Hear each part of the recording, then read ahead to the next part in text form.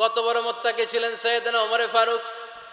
মদিনার সমাজে কয়জন মুনাফিক ছিল বিশ্বনবী ছাড়া কেউ বলতে পারতেন না। বিশ্বনবী কোন সাহাবীকে মুনাফিকদের লিস্ট দিয়ে যান নাই, একজন সাহাবী ছাড়া। দেখি কেউ বলতে পারেন কিনা ওই সাহাবীর নাম কি নাম? হুযায়ফা ইবনুল ইয়ামান রাদিয়াল্লাহু তাআলা আনহু। ওনাকে বলা হতো সাহিবু সিররি রাসূলিল্লাহ, আল্লাহ রাসূল সাল্লাল্লাহু আলাইহি ওয়াসাল্লামের গোপন তথ্যের ধারক বাহক। সুবহানাল্লাহ পড়বেন না? বিশ্বনবী ইন্তেকালের আগে মদিনার সমাজে মোট কয়জন মুনাফিক আছে এই তথ্য আবু বকরকে বলেন নাই, ওমর রাদিয়াল্লাহু তাআলা আনহুকে বলেন নাই, উসমান রাদিয়াল্লাহু তাআলা আনহু, আলী রাদিয়াল্লাহু তাআলা আনহু, আশারাতুল মুবাশশিরিনা বিল জান্নাহ কোন সাহাবীকে বলেন নাই। শুধুমাত্র কেবলমাত্র একমাত্র হুযায়ফা ইবনুল ইয়ামান রাদিয়াল্লাহু তাআলা আনহুর কাছে মুনাফিকদের লিস্টে বিশ্বনবী দিয়ে গিয়েছেন। সুবহানাল্লাহ পড়েন। মদিনায় কারা কারা মুনাফিক কেউ জানতো না হুযায়ফা ছাড়া। কে ছাড়া? নামটা আজকে মুখস্থ করেন যাতে অন্য কোনো ওয়াজে কেউ জিজ্ঞেস করলে বলতে পারেন। মুনাফিকদের লিস্ট যে সাহাবীর কাছে বিশ্বনবী দিয়ে গিয়েছিলেন, সাহাবীর নাম কি? নাম? নামটা কেমন লাগে? ভাল লাগে? অনেকে আমারে জিজ্ঞেস করে, হুজুর আমার ছেলে হবে আগামী মাসে, একটা নাম দেন। নাম দিয়ে দিলাম হুযায়ফা। যাদের হবে ছেলে, এলাকায় যাদের নেক্সট কয়েক মাসে ছেলে হবে, খালি হুযায়ফা চলবে। কি চলবে? ভাল লাগে? নামটা ভাল লাগে? রাইখেন, অনেক সুন্দর নাম। উনি জানতেন মুনাফিক কারা। দেখেন ওমরে ফারুকের তাকওয়ার লেভেলটা কত হাই। ওমরে ফারুক একদিন হুযায়ফা রাদিয়াল্লাহু তাআলা আনহুর কাছে গেলেন, যে বললেন, হুযায়ফা, বিশ্বনবী ইন্তেকালের আগে মুনাফিকদের নামের লিস্টটা কারো কাছে দেয় নাই, আমার জানা নাই, সাইয়েদনা আবু বকরের জানা নাই, কোন সাহাবীর জানা নাই, তুমি ছাড়া। আমি তোমার কাছে জানতে চাই, আমি ওমরের নামটা ওই মুনাফিকদের খাতায় আছে কিনা আমার একটু বলো। আমার ওমরের নামটা ওই মুনাফিকদের লিস্টিতে একটু আছে কিনা, নামটা একটু বলো। যদি থাকে আমি ভালো হয়ে যাব, আমি নেফাকি দূর করে পাক্কা মুমিন হতে চাই। আমার নাম যদি মুনাফিকের লিস্টে থাকে আমি তো শেষ। হুযায়ফা চোখের পানি ছেড়ে দিয়ে বলে, আমিরুল মুমিনিন, কেমন প্রশ্ন করলেন আপনি? আপনি বিশ্বনবীর শ্বশুর, এই উম্মতে আপনার পজিশন 3 নাম্বার। আপনারে মুনাফিকরা ভয় পায়, শয়তান আপনারে ভয় পায়। আপনি জান্নাতে সব বয়স্ক লোকদেরকে নিয়ে জান্নাতের মধ্যে আগে আগে ঢুকবেন, কেমন করে মুনাফিকদের কাতারে আপনার নাম থাকতে পারে ওমর? সুবহানাল্লাহ পড়ে। কি বিনয়ী, কি তাকওয়া। হুযায়ফাকে যে ধরতেন, হুযায়ফা একটু বলো না আমার নামটা মুনাফিকদের লিস্টিতে আছে কিনা। ওমরে ফারুকের যদি এই টেনশন থাকে যে আমি মুনাফিক হয়ে গেলাম কিনা, আমাদের এই টেনশন থাকার দরকার আছে না নাই? হ্যাঁ, যেন সব সময় আল্লাহর কাছে দোয়া করতে হবে, আল্লাহ তুমি নেফাকি থেকে আমাদেরকে বাঁচাও। আরো জোরে পড়েন আমিন। আপনারা ওঠা বসা শুরু করলেন কেন? অনেক রাত হয়ে গেছে তাই? হ্যাঁ, শেষ করে দেই তাহলে না? যে অনেকের কষ্ট হচ্ছে মনে হচ্ছে। হ্যাঁ, এক নম্বরে যাচ্ছে এইটা সব মুখস্থ দেখি। হ্যাঁ, 1 নাম্বার, 2 নাম্বার, 3 নাম্বার। 1 নাম্বার হইল পেশাবখানা, 2 নাম্বার পায়খানা, 3 নাম্বার নাকি এইটা?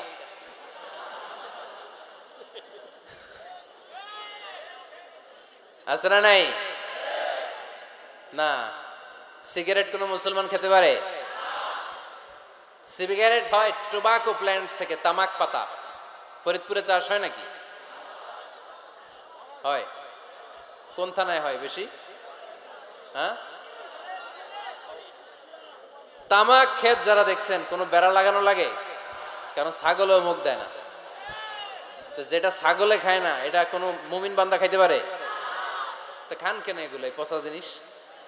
হ্যাঁ, এই পৃথিবীতে বিড়ি আর সিগারেটই একমাত্র খানা যেটা টয়লেটে ঢুকে খাওয়া যায়, তাই না? পৃথিবীতে সিগারেট আর বিড়ি একমাত্র খাবার। রাগ করবেন না যারা খান, রাগ করেন না। আবার একটু কমন সেন্সটা কাজে লাগানোর জন্য, চিন্তার জন্য বলতেছি। এটাই পৃথিবীর একমাত্র খাবার যেই খাবারের গায়ে এই খাবারের বদনাম লেখা থাকে, স্মোকিং কজেস ক্যান্সার। ধূমপান কর্কট রোগের কারণ, ধূমপান স্বাস্থ্যের পক্ষে ক্ষতিকারক, লেখা থাকে না? আচ্ছা ধরেন ফরিদপুরের একটা কোম্পানি নতুন চানাচুর বের করছে, ওই চানাচুরের গায়ে লেখা এই চানাচুর খাওয়ার 1 ঘন্টার মধ্যে বমি শুরু হবে আর ডায়রিয়া হবে। খাবেন? কি কইবেন? তুই খা। দোকানদারে কি কইবেন? তুই খা, তোর বমি হোক, তোর 14 গোষ্ঠীর ডায়রিয়া হোক, আমি টাকা দিয়ে এগুলো কিনবো না, ঠিক কিনা? কারণ এই প্রোডাক্টের গায়ে এই প্রোডাক্টের বদনাম লেখা, এটা আমরা কিনবো কেন? কিন্তু সিগারেটের উপরে সিগারেটের বদনাম লেখা থাকার পরেও আমরা খাই, টয়লেটে বসে খাই। আহা, এটার মধ্যে একটা পয়জন আছে, এটাকে বলে স্লো পয়জন, নিকোটিন। এটা আপনার লাং, ফুসফুসকে শেষ করে দিবে, স্লো পয়জন। সিগারেট খাওয়া অনেকটা আত্মহত্যা শামিল। বিষ খেলে সাথে সাথে মরে, সিগারেট খেলে ধুকে ধুকে মরে। আর সিগারেট থেকে হিরোইন, গাঁজা, ফেন্সিডিল, ইয়াবা, ম্যারিজুয়ানার পথে মানুষ পথ বাড়ায়, পা বাড়ায়, তাই না? এগুলো খাবেন না। ওয়ালা তুলকু আইদিকুম ইলা তাহলুকা, নিজে নিজেকে স্বেচ্ছায় ধ্বংসের দিকে ঠেলে দিও না। জীবনটা অনেক সুন্দর, জীবনটা অনেক রঙিন, আল্লাহর দেয় জীবনটাকে উপভোগ করার দরকার আছে না নাই? এই জন্য সিগারেটকে এই ফরিদপুরের প্রোগ্রাম থেকে আমরা আজকে নো বলে দিলাম। কি বলে দিব? আওয়াজ করে সবাইকে আমরা সবাই একসাথে বলবো, সিগারেটকে কি বললাম? মনে থাকবে না? মাহফিলের প্যান্ডেল থেকে বাইর হয়ে আবার ইয়েস, হ্যাঁ না, ইয়েস করা যাবে না। সিগারেটকে কি বললাম? নো। ওমর ফারুক রাদিয়াল্লাহু তাআলা আনহু, আমাদের সুপার হিরো, আমাদের সবাই বলেন আমাদের, উনি কত বড় সুপার হিরো শুনেন। উনি জুমার খুতবা দিচ্ছেন। কি দিচ্ছেন? মসজিদে নববীতে। খুতবার মাঝখানে হঠাৎ বললেন, ইয়া সারিয়াতাল জাবাল, ইয়া সারিয়াত ইবনে জানিমিল জাবাল।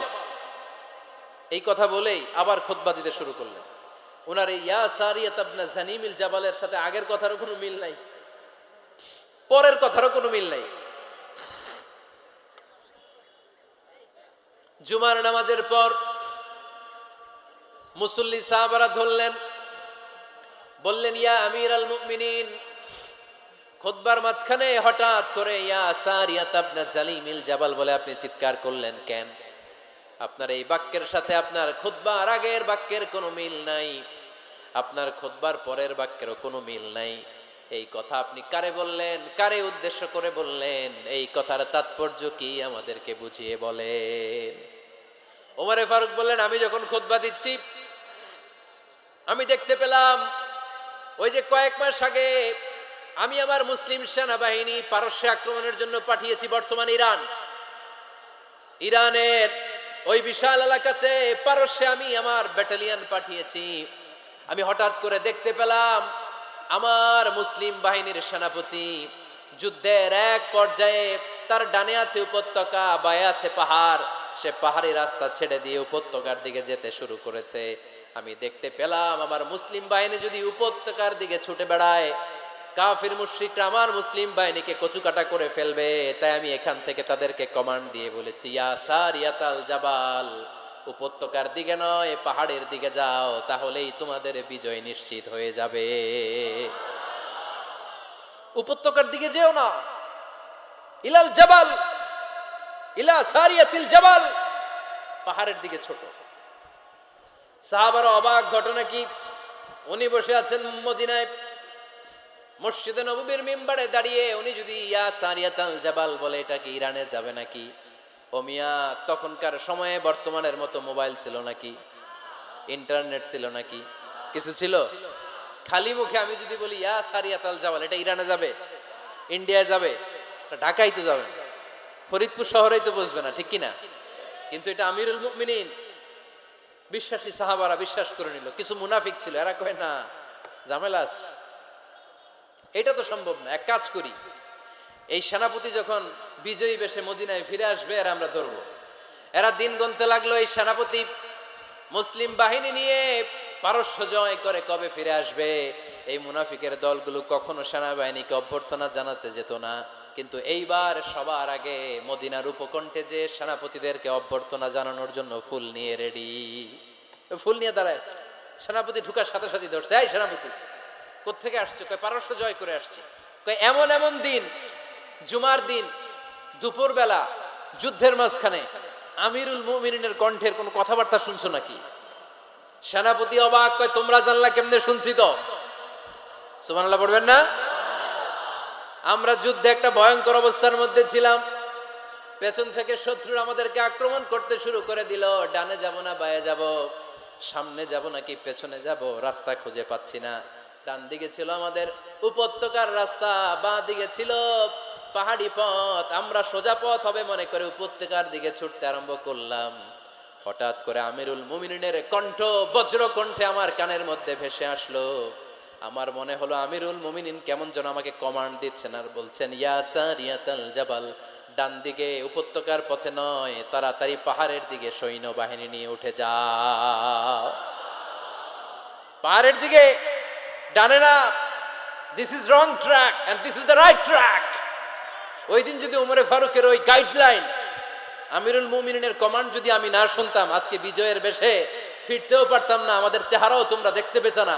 ওমরে ফারুকের ওই কমান্ড, ওই গাইডলাইন অদৃশ্য থেকে শোনার কারণে এই পারস্যের মধ্যে আমাদেরকে সেই যুদ্ধে বিজয় দান করেছে কে? দিস ইজ ওমরে ফারুক, দিস ইজ ওমরে ফারুক। বিশ্বনবী বলছেন, ওমর, মা লাকিয়াকা শাইতানু সালিকান ফাজ্জান ইল্লা সালাকা ফাজ্জান গায়রা ফাজ্জিক। ওমর, শয়তান ইবলিস যদি তোমার কোনো রাস্তা দিয়ে হাঁটতে দেখে, শয়তান ওই রাস্তা রেখে দিয়ে অন্য রাস্তা দিয়ে হাঁটে। সুবহানাল্লাহ। বাড়িতে যায় বললেন, কে বলতেছে? বিশ্বনবী। কার ব্যাপারে? ওমরে ফারুকের ব্যাপারে। শয়তান যদি দেখে যে ওমরে ফারুক এই রাস্তা দিয়ে হাঁটতেছে, শয়তান ওই রাস্তা রেখে দিয়ে অন্য রাস্তা দিয়ে হাঁটে। সুবহানাল্লাহ পড়েন। রাত্রিবেলা আমরা আমাদের বাচ্চা ছেলে মেয়েদেরকে যখন খাওয়াই, বাচ্চারা খেতে চায় না, এরকম হয় আপনাদের ফরিদপুর এলাকায়? হ্যাঁ, এই এলাকায় হয় নাকি? খেতে চায় না বাচ্চারা, এই চকলেট দেখায়া, এই মিনা কার্টুন দেখায়া, এইটা সেইটা, এগুলো সেগুলো বলে, গল্প টল্প বলে ভুলায়া খাওয়ানো লাগে, তাই না? তারপরও খায় না। আমারও ছোট মেয়ে আছে, খেতে চায় না, এইটা সেইটা এমনি সেমনি খাওয়ানো লাগে। তো শেষে না পেরে মা বাবা বলতে বাধ্য হয়, ওই যে ভূত আসতেছে, ভূত, তাড়াতাড়ি তাড়াতাড়ি খাও, নাহলে যে ভূত ধরবে তোমারে। ওই যে বাঘ আসতেছে, বাঘ, তাড়াতাড়ি খাইলে নাহলে বাঘে কামড়াবে। বলি না আমরা? আপনারা কি বলেন? ভূত। আর কি বলেন? হ্যাঁ হ্যাঁ, আচ্ছা, এক এক জায়গায় এক একটা আমরা বলি, ভূত আসবে, বাঘ খাবে, ভাল্লুক খাবে, তাড়াতাড়ি খাও। মদিনাতে যখন ওমরে ফারুক আমিরুল মুমিনিন, মদিনার মায়েরাও বাচ্চাদেরকে খাওয়াতে পারতো না, ছোট্ট মেয়েদেরকে খাওয়াতে পারতো না, খাওয়া নিয়ে যন্ত্রণা করতো। বাচ্চারা যখন মদিনায় খেতে চাইতো না রাত্রি বেলায়, মদিনার মায়েরা বলতো, তাড়াতাড়ি খাও, হা হুয়া ইয়াতি উমর, হা হুয়া ইয়াতি উমর, তাড়াতাড়ি খা, নাইলে ওই যে ওমর আসতেছে, Omar. This is our super hero সাইয়েদনা ওমর ফারুক রাদিয়াল্লাহু তাআলা আনহু। শুধু শয়তানি ভয় পেত না, মুনাফিকরাও ভয় পাইতো, জমের মতো ভয়।